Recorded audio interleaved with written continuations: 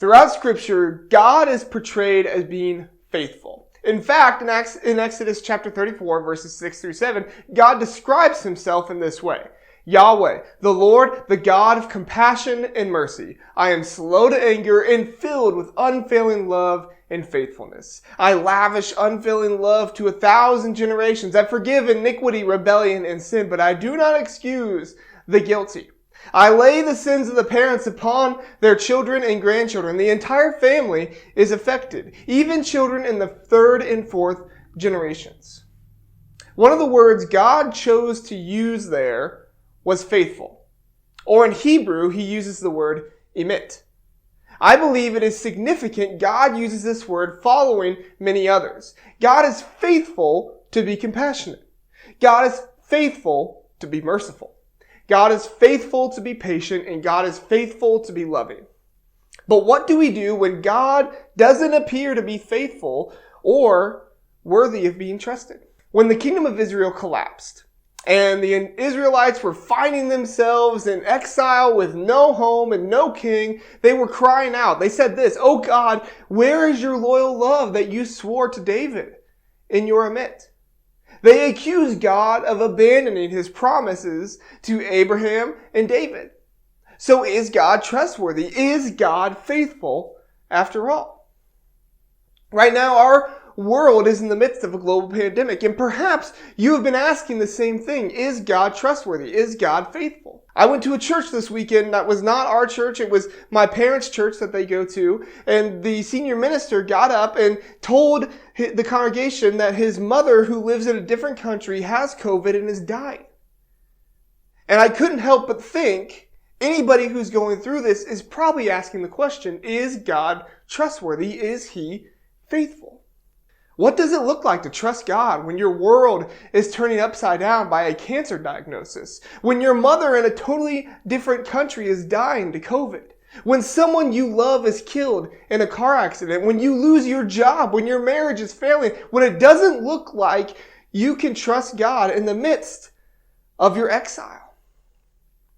When we find it difficult to trust God in the darkest moments of our lives, we are invited to follow the example of the psalmists, who express their deepest feelings to God while in exile. In the book of Psalms, we're invited to come to God with our pain and find hope. In Psalm 88, it's one of the darkest chapters in the entire book, possibly one of the darkest chapters in all of the Bible. It begins with an accusation that God is the source of loneliness. It says this, "You have thrown me into the lowest pit, into the darkest depths. Your anger weighs me down with wave after wave. You have engulfed me." In the middle, he gives a cry for help where he says, "Oh Lord, I cry out to you. I will keep on pleading day by day. Oh Lord, why do you reject me? Why do you turn your face on me?" But in the end, there's no polite sign-off. Nothing like that. It ends with raw emotion and honesty.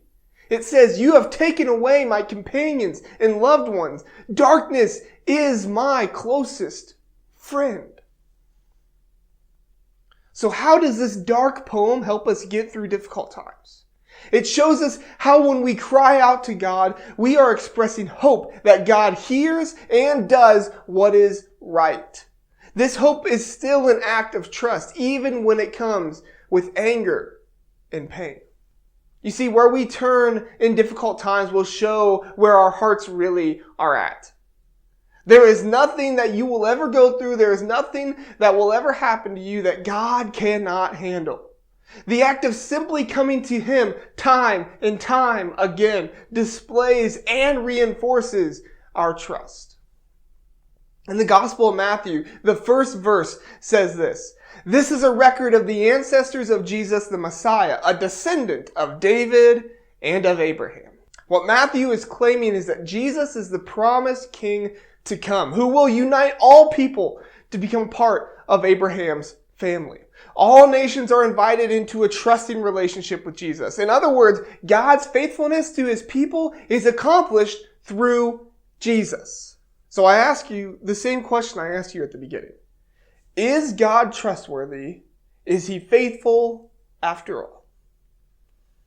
When we find it difficult to trust God in the darkest moments of life, we are invited to follow the examples set in Scripture.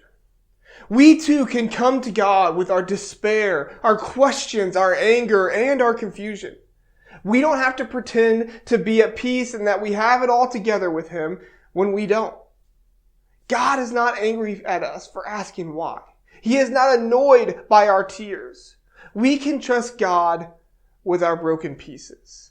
In the midst of difficult times, we can go to Him with our raw emotions, our honesty, and declare our trust in Him by simply going to Him.